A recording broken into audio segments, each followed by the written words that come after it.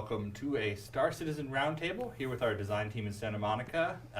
We are talking about everyone's favorite subject, controller balance, which has been an ongoing debate among Star Citizen backers since I think probably before the project existed. And we try to reassure people it is an ongoing process. We are continuing to improve the controller balance to get towards our concept of you being able to play the game with whatever the hell you want. And today I'm joined by the people who are actually making that happen. Let's go around the table and introduce yourselves. All right. I'm Dan Tracy, lead technical designer here at Santa Monica. I'm Calix Renault, technical designer. And I'm Matt Sherman, technical designer. All technical designers. So how excited were you guys to hear that we were going to be talking about controller balance? Well, I continue to strongly believe that we should have controllers in the game. That's a good notion. Yeah, that's basically where I'm coming from. Games need input. The metrics bear you out. Yeah. I also just realized what Matt is wearing, actually. That's perfect. I actually didn't notice that either. Yeah, and I actually thought we were filming this tomorrow, so I blanked on wearing this today, so happy coincidence. Star Citizen, a happy coincidence. Yeah. We've actually been talking pretty recently about doing a full controls refactor, because we keep putting in these different systems, and every time we do, we have to sort of figure out how are you going to be able to interact with any of these things. And there's actually a number of mechanics that don't have input at all. The most glaring of which is being seen in the tutorial right now is that you cannot throttle your acceleration. And so when you are leaving the hangar, unless you are in decoupled mode, it's very, very easy to go flying up and crashing, because we have the ability to throttle your acceleration, but you don't have a button for it. And that's one of the things that we, controller parity aside, we need to completely revisit all of our controls. Because there's a lot of things that, as each of these things come online, we have to factor that in to how the game is played. I think just taking a step back at it, you just got to look at it from really the top level is from all of the controls that we have in the game, right? Where we have the control over your IFCS, you have control over whether you have comm stab on, you have control over your targeting, your missiles, all of that.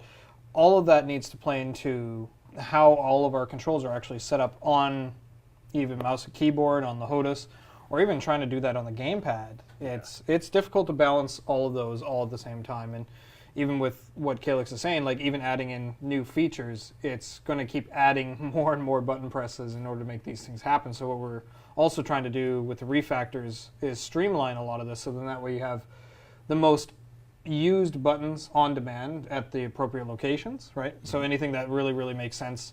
And this is something that I've been pushing for as well, is moving to more of a unified setup where you have very similar designs across flight as well as FPS. So in that way you don't, as soon as you translate out of the ship, your movement controls feel very samey or very fluid, right? So you still have the same kind of, I want to go forward, I want to go back, and it makes sense across the board. So you got to imagine it's weird at first when you think about it on a controller for a gamepad. When you're using your typical FPS, you're running around with the left stick and you're kind of aiming with your right stick. But in flight, really, you're actually using that for pitch, right, instead of actually a throttle. Sure, a lot of games kind of translate that over to, with racing, is using your triggers as throttle, but we're using our triggers, the meaty buttons, for you use that actually more so for your direct firing controls. So it's a lot of this stuff needs a lot of your guys' feedback as well, and we definitely appreciate the very verbose audience that we have with controller inputs. But everybody's going to have their own unique play style, right? So everybody's going to want their own style of controls or their own setup. We've even seen on our analytics the one guy who actually uses the wheel, right? Yeah. So the wheel with the pedals. He's he's one of the better flyers that we have, and he's up there ruining our curves. Yeah. I like that guy. Yeah. Fantastic. Because no one expected that. Where it's like, wait, a 325 and a steering wheel is one of the best combos possible. Yeah. All right. Sold. Have at it, you know. Yeah. So let's talk about those metrics. How do we measure how successful a particular control system is right now? Well, right now we're still actually getting a lot of this built up. We've got a lot of great analytics software. We're using something called Tableau that we can just punch in all this raw data for it as we build the hooks for it into our server. So first we have to know what we want to track. So, hit chances, destruction, who's using what weapons, who's using what ships. And then, slowly building in those hooks so now we can track this. Watch this, check against different game modes so we can see, hey, what's the best setup in Vandal Swarm versus what's the best setup right now in Battle Royale versus Squadron Battle versus Capture the Core. And so the long term is those, we're still just getting everything built out, getting all these hooks in, and it's slowly starting to really come together and give us a much better picture. I think there's a big perception that it's a wild swing for top performance for the controllers, but the variance isn't as bad as I think some people perceive it to be. What are we looking at right now in terms of who so we look at the top leaderboards, right? And Yeah. What are people using right now? So the most successful control method right now is either keyboard and mouse or a combination of joystick and mouse. They're a little bit over 50% of the top base collectively overall, but it's not they're not like 70% plus. There's still a good 40% of HOTUS central the joystick users still performing well. It's definitely harder. It's definitely one of those issues that we need to look at between either how we handle gimbaled weapons, how we handle fixed weapons. It's in a lot better place than I think some people are worried that it's at.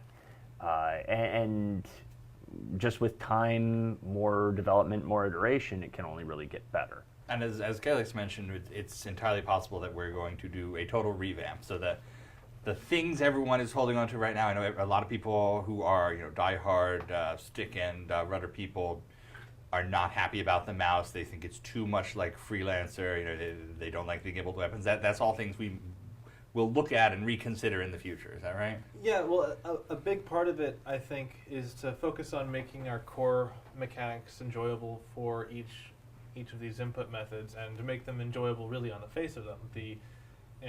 I think that we have a lot of room for improvement in interaction with fixed weapons, period. Like, regardless of what your input scheme is, fixed weapons are not where they need to be.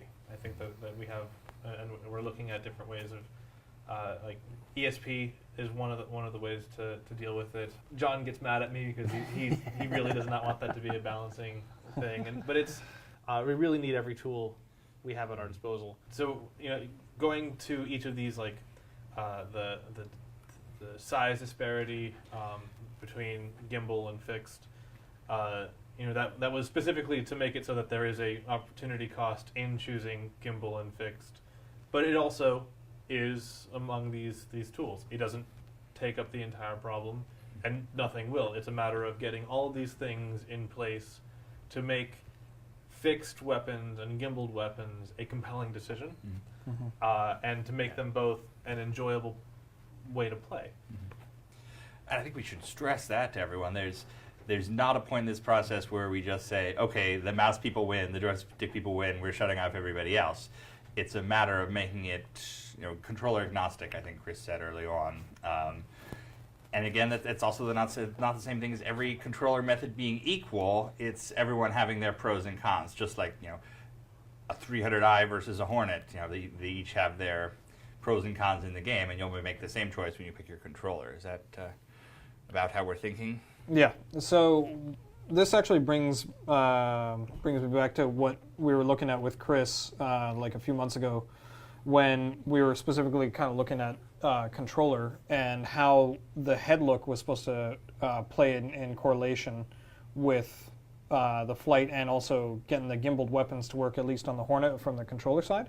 So regardless of the fixed weapons, we also had John on his end from programming, actually looking at smoothing out what IFCS was doing for when you were actually zooming in with your head look. So in that way you had the same dynamic kind of control where if you think about it in any kind of FPS, when you're actually zooming in, you actually have like a more stiff look around, so then that way you get a lot more precision on your joystick control.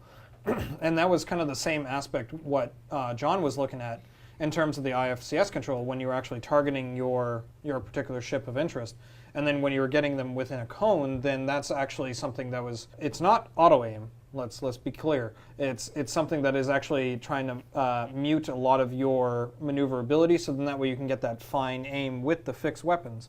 But in turn, that also helped out with the gimbaling of the turrets as well inside of headlook mode on the Hornet, because then we applied the same kind of methodology, and like you saw my prototype with that, being able to use that on the right stick, and when you're actually zooming in on that target, it ramped it down significantly depending on how fast you're actually doing your particular input. So tackling it from both ends, from programmatically and then even on our technical side, we're addressing the problems and trying to actually narrow that gap between the two modes, so then that way you have like your fixed weapons aren't completely overmatched by the gimbal weapons. The gimbal weapons definitely have their advantage, as they should, but they shouldn't be like overpowering to the point where they just completely decimate anybody else. Like for a while, everybody was flying equivalent to like Super Hornets and just wrecking everybody else only because they could aim and hit people. Yeah, and it's not just about flight, because the flight controls and the weapon controls are one thing, and then we have a whole host of HUD interactions that I think a lot of people haven't really gotten to touch too much, because while we're still building out the tutorial, we're still building out all the explanations for how you would use these things, but it's also really was built more with an eye towards multi-crew, where these are things that take quite a bit of time and effort to actually do, and so most people probably don't use them a lot yet. But I think that that's going to bring up this same question again when multi-crew is around, and you have somebody who could be focusing on just aiming and shooting, just doing your shields and your power management, and that just doing your radar play, all the scanning and the countermeasures and things like that. All that stuff comes back around with multi-crew, and now that that's coming up and we're putting all those things together, it's really an opportunity to see how wide a variety of gameplay can we really make, so that you can go as specialized as you want into any one thing, or be a generalist at the cost of that specialization. In whichever path you choose, there's the path you're not taking, and that's where multi-crew is going to let us be able to see how those things interact. So if anybody's looking towards the future where, I get the joystick and that allows me to be the best at everything, that's just never going to happen. Well, if they're the best at everything. Yeah, but they are innately physically superior on all fronts to another human being, maybe. If they're about as on par of another human being as all of us, it's not a guaranteed win, just like using a keyboard and mouse shouldn't be a guaranteed win, just like using Oculus Rift and voice attack shouldn't be a guaranteed win. Even to the point where combat isn't necessarily how you would win. Yeah. Right? At some point, we're going to be able to have our systems all together where stealth is going to be very viable. I'm working with Mark and John Pritchett on getting those systems elevated. You're going to have running away with jump points and quantum drive. That'll be a viable thing. Being cautious to begin with, never getting into the fight. Things like bringing a convoy of NPCs or a convoy of players to protect you. Like I see that one being on the forums immediately. Just the controller balance is fine as long as you don't get into a fight. Well, that's not what I mean. What I do mean is that we have a very narrow view of what the final game is. And so while we are absolutely constantly tuning and retuning for where it is now. We also need to retune for where it will be. Because Star Citizen is not about the dogfight in the end. It's you're going to be shipping and exploring, and we're looking at one tiny slice right now. Is what you mean. Yes. And we have to revisit this with every additional slice because that it's going to be the whole game. This brings up an interesting point that I think we kind of missed out on, but especially with the HUD and the multi-crew, that brings up the notion that, and kind of what I was saying before, is the amount of controls needed to perform every single action. Really, like, the more and more that we go down this particular path, we're going to have to make this stuff very similar to the landing mode that you already have, is context sensitive. Yeah. So it is going to be in relevance to what you're doing at that particular time. If you're just basic navigation in like a hull series or whatever, you're going to be just plotting a course and then allowing your IFCS to slowly plod you along and turn you. And it's not going to be a dogfighting control. If you want to have that manual control, then you would probably have that set up specific inside of your HUD and then your controls to match that. So of course you would have like quick things like targeting, your weapon controls, your countermeasures, maybe some shields and maybe some power, but for the majority of that, you're not going to do like heat distribution or like a lot of the electronic warfare because you're already in the fight. You don't care. You don't care about your cargo manifest. You care about who's shooting you. So with all of those... I care about your cargo manifest. Well, it's also separated. So it's not on the same vulnerable computer if you're getting hacked. That's true, and that's really it. So, like, if you're dedicating crew members to those certain particular tasks, then they could have those context-specific orientations. Yeah. Like, hey, you know, this is a valid reason why you would actually have a co-pilot to begin with, especially in the freelancers, and that way they would have all of these additional secondary tasks to be able to provide for that. Yeah. So in that way, if somebody is actually more skilled at, you know, power distribution, they could actually be assigned that particular role. And that was the idea that we were talking about a lot with UK designers, saying like, hey, with the multi-crew, here's a lot of the specific seating arrangements that we wanted to have for these particular ships. Constellation and Freelancer being like our first and front runners for those designs, and I'm sure we'll probably have a round table about that. Mm-hmm. But that really, like, especially with dogfighting in terms of the Hornet or even like a racing mode, right? Mm-hmm. It would be awesome if we had something specific where it's showing you everybody in their particular place, right? Yeah. So as much as we need to rehash the control methods, we definitely need to actually make sure a lot of that information is spelled out to you properly in the context of what it is. Yeah. So I think to end, we want to stress two things. It's an ongoing process. It's never going to be an overnight solution. You're going to see constant improvements and changes to the flight model pretty much forever. That's accurate. And, you know, sometimes we may throw it all out and start again. There are infinite possibilities. We're not going to, disable the mouse tomorrow. We're not going to somehow make joysticks more accurate immediately. It's an ongoing process, all sorts of small changes. And the second thing is that we have top men on this. So here they are. Yeah. More top men, what? Although I'd almost also want to chime in, especially with the metrics that I mentioned a bit ago. One of the best ways to get your feedback heard also is to play the alpha. As much as I know some people would probably want to sort of save the experience till it's all said and done, we need as many voices actively playing the game, actively giving us this feedback, and not just third-party feedback of, oh, I heard this on Reddit.